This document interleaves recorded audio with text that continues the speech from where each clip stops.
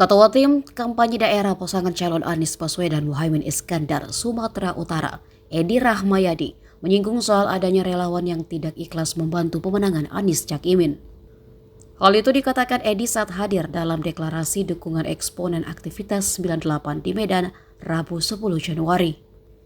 Edi bercerita kala pembentukan saksi di TPS. Edi belak-belakan menyampaikan bahwa sejumlah saksi penjaga tempat pemungutan suara memilih mundur karena terkendala pendanaan.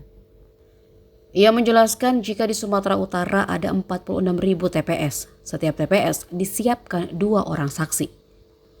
Setelah para saksi itu didata dari PKS, PKB, Nasdem, Partai Umat, dan banyak relawan lainnya. Saat diumumkan tak ada dana, sebagian besar memilih mundur.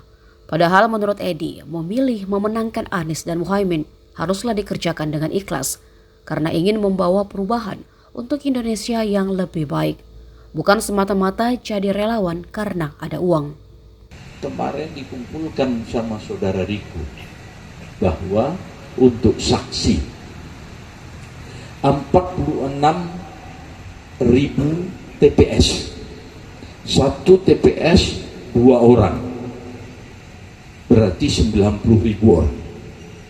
Didatalah sama si saudara Riko. Setelah didata, ada partai Nasdem, ada partai PKS, ada partai 4 partai itulah, dan banyak relawan semua. Jadi satu didaftar, atau diumumkan tidak ada dana. Mundur semuanya.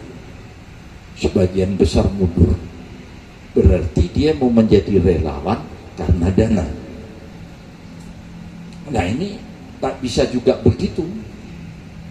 Saya yakin tempat ini juga ada makan, ada kue, ada semua. Saya tak tahu siapa yang bayar ini.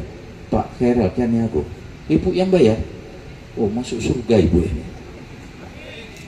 Karena tak akan dari ibu ajukan ke TPD nanti itu. Download Tribun X sekarang. Menghadirkan lokal menjadi Indonesia.